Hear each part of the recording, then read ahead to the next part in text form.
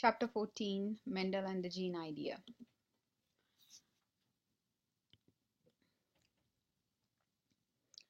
Back in 1850s, there was no word gene, and Mendel, he wanted to understand the inheritance pattern, so he did his experiments with a garden peas, and then he um, suggested a hypothesis called the particulate hypothesis, which gives an idea about how genes are passed on from one generation to another generation. That is, parents, how they give the characters to their offspring. So the three names for same thing. Mendelian genetics is also called Mendelism, is also called laws of inheritance. So the laws of inheritance are nothing but Mendelism or Mendelian genetics. These basic principles of heredity, they explain how genetic characters are passed on from parents to children to grandchildren, so on and so forth. You should read about Mendel's career, and it's very interesting. Mendel started off as um,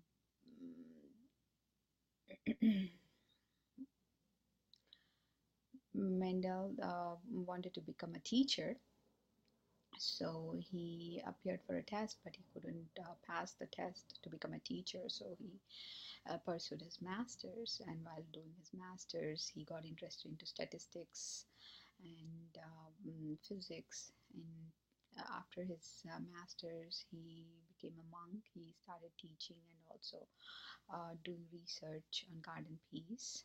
And so um, all his upbringing was in a farmer's family, because he's from an agricultural background. So the knowledge of statistics and his family profession, which is agriculture, helped him to do the experiments and to understand Mendelian inheritance or principles of heredity. Mendel chose a green peas for his experiments. The reason why we should choose certain organisms only for specific experiments are based on certain characteristics. In case of heredity experiments, we are trying to understand how generations pass on their characters from one to another. So in order to study these principles, we have to have an organism which will give large number of offsprings and definitely short generation time. And on top of these two characteristics, garden peas also have many varieties, such as shape of the pod, color of the flower, height of the plant, and many such things. So garden peas are good, and in addition to that, garden peas also are easy to maintain in a lab. They're not running around like mice. Let me give you a contrasting example. If you use elephant as a model organism, then it is going to be very difficult time wise, because elephant is pregnant anywhere between 1 year to 2 years. So just to get one offspring, just to observe how characters are passed on from parents to children, scientists have to wait 2 years, and it's a lot of downtime. So it is not a good model organism for experiments. In plants, the reproductive organ is flower. Most of the plants have both male and female reproductive parts in the same flower. And the male reproductive part is made of two parts, anther and filament. Anther is the part which makes pollen. Male sex cells are nothing but pollen. So sperm is nothing but pollen. Whereas female reproductive part in flower is called carpel. Carpel is made of stigma, which receives the sperm, which is pollen, and style is connecting to ovary. Some species have one ovary, some species have multiple ovary. It depends. So this is where fertilization occurs. In green peas or garden peas, the flower colors are of two different types, purple and white. If sperm from the same plant is going to fertilize the ova, then it is called self-pollination. And it is very natural in plants. Before even the petals open, that is flower blossoms, it is going to fertilize itself and then it will open. So there is no chance of cross fertilization or cross pollination. If at all you want to carry out cross pollination, which is taking the pollen from one plant which has a different trait compared to the other plant, then you have to open the petals, take the pollen and drop it on the stigma of another plant and make sure that the stamens are cut off. So this is called cross pollination. All you have to do is take a little brush and touch the stamen of white flower plant, let's say, and dust it on the female part, which is carpel of another plant, and that is cross pollination in plants. So you're carrying over sperm from one character trait of one character to another plant which has a different trait in the same character. And this flower color is the same character. So this is cross pollination. You have to open the purple flower plant before it opens, it blossoms, and cut off stamens so that self-pollination will not occur, and take a little brush and get the pollen from white flower plant and brush it on the stigma. So you're transferring pollen from one green garden pea plant to another garden pea plant, and this female carpel is the one which actually develops into a pea pod. So actually what these were once upon a time were ova, and this sperm from another plant fertilized it, so it made green peas. Green peas are nothing but embryos, and these embryos, when you sow them, you get next generation. So parents, you carried out cross pollination, it formed embryo are nothing but seeds, and you sow embryo, you get next generation.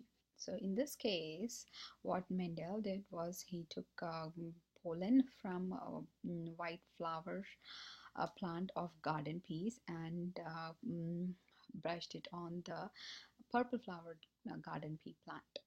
This cross-pollination led to formation of children with only purple flower plants. White flower plants did not come up in children at all.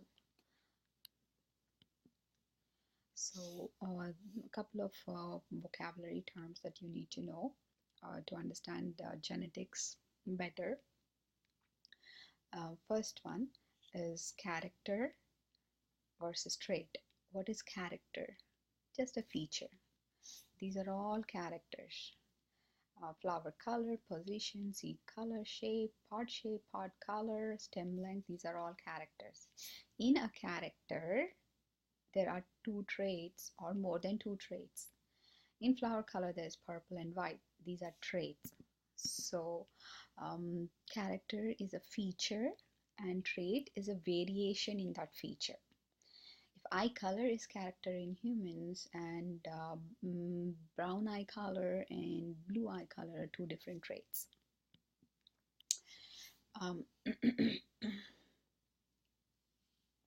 So these are all the different characters in purple here, and the traits in each character are written in the parentheses next to it. So remember, character is a feature and traits of a character are variations in that character. So if eye color is a character, then brown eye color is a trait, blue eye color is another trait. So when he crossed purple flowered garden pea plants with white flowered garden pea plants, he got only purple in first generation. That is how he concluded that purple is dominant over white. And when he carried out next generation cross, which is self-pollination of children, then he got 75% purple and 25% white. So this is how he carried out crosses for many characters in green pea plants, garden pea plants, and he saw the same pattern. Every time he crossed garden pea plants with two different traits of a character, he saw that one of them appears and the other one does not appear, and such a trait he called it dominant. And when he carried out self-pollination of children from this cross, then he got mostly it was 3 to 1. The ratio though varied a little bit here and there. It was pretty much close to 3 to 1. So in order to make sure that his experiments would go right, he always made sure that he started off with true breeds. So whatever plants he took for his crosses, made sure that they were true breeds. What is a true breed? True breed is when you cross them with themselves, self-pollination. Purple with purple, it will give only purple. White with white, it carried us out self-pollination, it will give only white. That is how we know that each one is a true breed. When you cross true breeds, then you get only the dominant trait. The recessive trait does not appear in second generation or the first filial generation, children, I mean. They're not children's. Anyways, so Mendel crossed like this two traits and two plants with different traits for a character, and he made sure that the parents were true breed for each trait that he chose, and this is called hybridization. Hybridization is nothing but mixing, right? So parents are represented by letter P or F0, and children are represented by F1, first filial generation, or called F1 generation. And when F1, that is children, were allowed to self-pollinate, they gave rise to next generation, which is grandchildren, right? You get grandchildren, and the grandchildren are represented by F2 generation. So Mendel did his experiments with Mendelian genetics, and he derived two principles of heredity. First principle or first law of heredity is called law of segregation, and second law is called law of independent assortment. Let's see how he derived these two laws one at a time. So for understanding that traits, though they get mixed up in a generation, they can definitely separate from each other. They do not blend and mix, and they do not disappear. In order to understand this, he did this after doing this experiment. He understood that when he crossed two garden pea plants, one with purple flower color trait and another one with white flower color trait, only purple appears, white does not appear. Whereas when children are allowed to self-pollinate, he gets grandchildren. He saw that white reappeared. That means white did not get destroyed. White did not disappear completely. It was there. And they are able to separate and reappear. So results of this experiment or monohybrid crosses showed him that the characters or the traits for the characters, they separate. So he framed the first law of segregation. So whenever you cross two breeds, only one appears, and that is called dominant trait, and the other one which does not appear, in this case white flower color trait, it is called recessive trait. And when children are allowed to cross, then you get purple and white in the ratio of 75% to 75% of dominant to 25% recessive. Every time it was a similar ratio. So remember, there are alleles for each trait. Allele is nothing but alternative form of a gene. So one parent gives white flower color gene, and the other parent gives purple flower color gene. These are the two different forms of the same gene. They occupy the same location in the chromosome. Mendel did not know that. Mendel had no clue what a chromosome is and what genes are. He just knew that there are some particles which are given by parents through the sex cells, and they somehow unite and they are able to separate from each other. That is what his experimental results showed to him.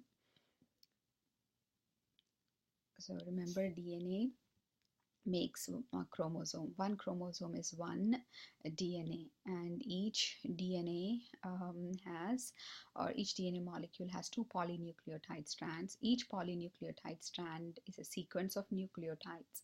So on a chromosome, there are two polynucleotide strands, and each chromosome has many genes. So from here to here, if it is gene 1, and then here to here it is gene 2, then from here to here it is gene 3, like that. There are genes spread on a chromosome.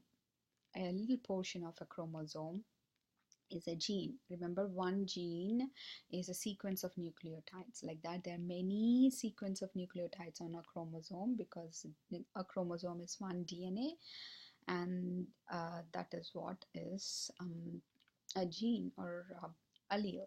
So there is a slight difference between this sequence of nucleotides and this sequence of nucleotides for different traits. Um, so if two alleles are at a different locus, then the dominant allele is fully expressed and the recessive allele has no noticeable effect. Though it is expressed, a recessive allele doesn't mean that it will not be expressed. Recessive allele also makes protein, also is used by cell to make protein. So white flower allele is being used by plants, but then white flower color allele does not show up because purple is dominant over white. And this is called law of segregation. So how do we describe law of segregation? It states that the two alleles for a character, for a heritable character, separate or segregate during gamete formation and end up in different gametes. And these gametes, when they fuse, they give rise to the characters depending on the combination.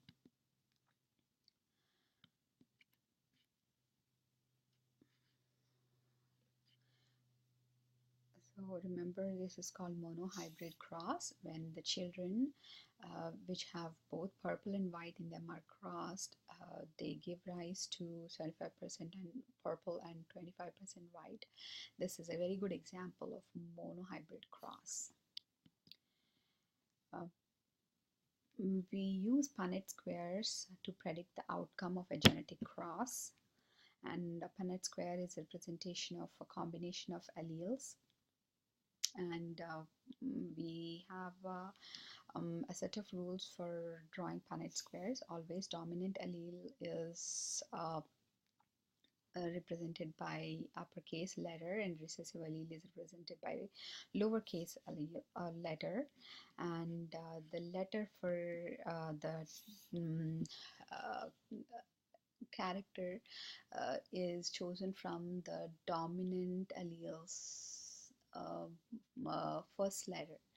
So in this case, purple flower color is the dominant trait, so we represent uppercase P for purple flower color, whereas lowercase p for white flower color allele.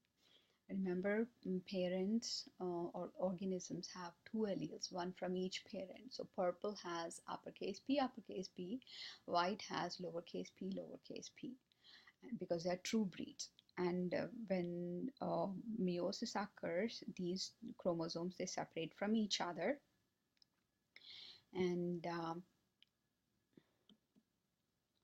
these chromosomes separate from each other, and only one allele is given to the sex cell. Let's say this is ovum, this is sperm.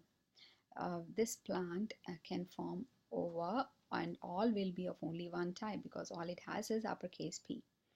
And this parent, let's say we are taking sperm from it because we are taking pollen from it, it has only little p.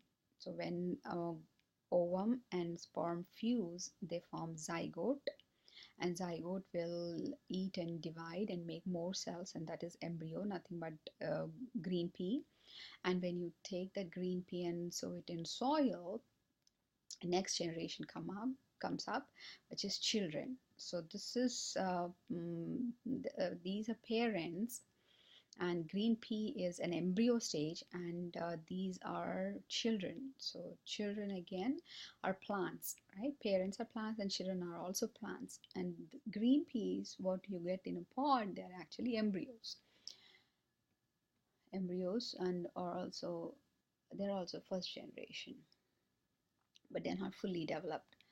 So if you allow first generation, that is children, to self-pollinate, then again they form ova and sperm. Remember, flower has both, and in that case also again the alleles separate from each other, and big P separates from little p.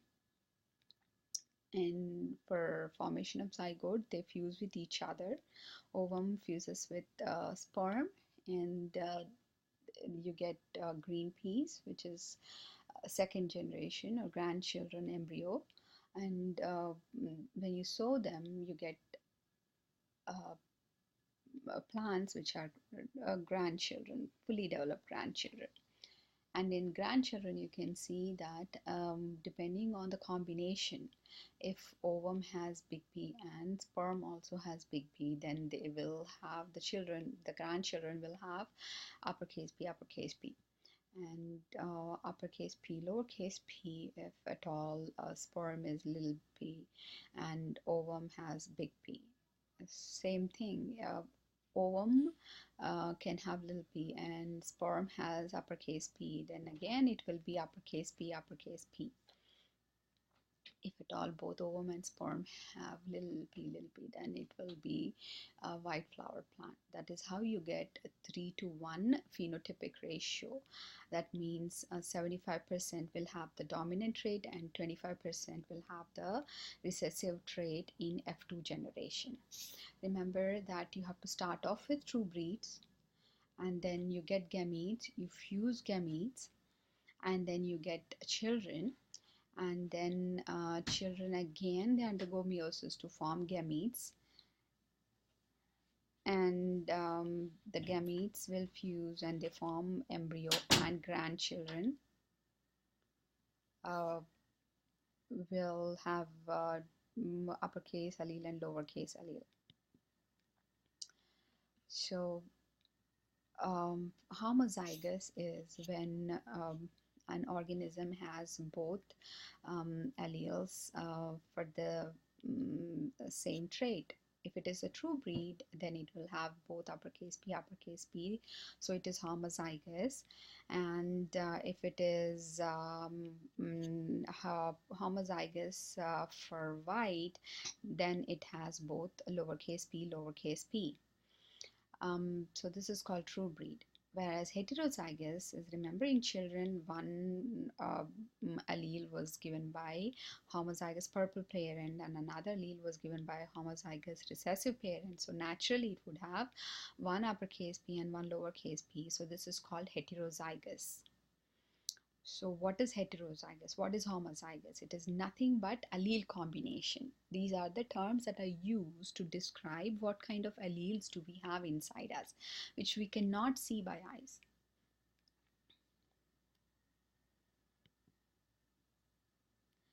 Couple more genetics vocabulary terms that we need and in order to further understand the concepts.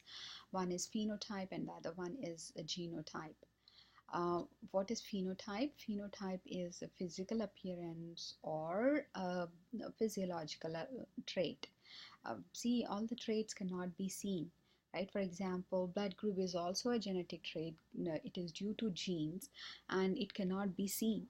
So don't think that phenotype means it is always visible. It is not. Some physiological traits are not visible at all. You cannot see. So phenotype can be physical or not physical. Physical ones or the ones which are evident, obvious, which can be seen are eye color, hair color, hair texture, height of a person, so on and so forth. For a phenotype which is not visible to eye, but it is still due to genes, example would be blood group or sickle cell disease, characters like that.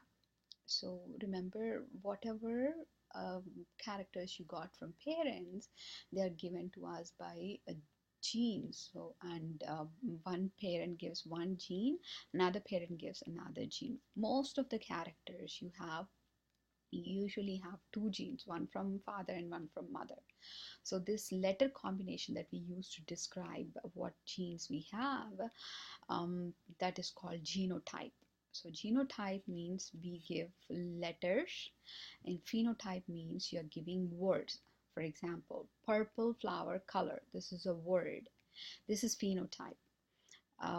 Purple flower color is due to either uppercase P or uppercase P lowercase p. This is a genotype. White flower color is phenotype. Genotype is lowercase p only. It cannot have any other genotype because this is recessive, right? So that is dominant and recessive. Dominant trait means it can be due to either uppercase P or uppercase P lowercase p. That means one allele is enough. Other allele, either whether it is purple or not purple, does not matter. It will just simply show up. Whereas recessive trait is the one which will appear only when the dominant allele, that is uppercase P, is missing. That means it should have both lowercase p only. Then only the trait will appear, the recessive trait will appear. Again, what is dominant trait? Dominant trait is a trait which will appear even when the organism when the organism has only one allele or it has two alleles. Whereas for recessive trait to appear, an organism should definitely be missing or should not have the dominant allele. So uppercase P should be missing. When children are allowed to self-pollinate, grandchildren come up in this cross done by Mendel. He saw that for phenotypic ratio, 75% were purple and 25% were white. Whereas when it comes to genotypic ratio, now that we understand that there are genes and alleles and all that, we see that out of those 75% purple, 25% are homozygous genotypically, and 25% homozygous recessive genotypically, and 50% are heterozygous genetically. So the ratio, genotypic ratio for F2 generation for a monohybrid cross would be 1 to 2 to 1 or 25 to 50 to 25%, whereas phenotypic ratio would be 75% to 25%. What is test cross? A test cross is when you're trying to find out the genotype of a dominant character parent, and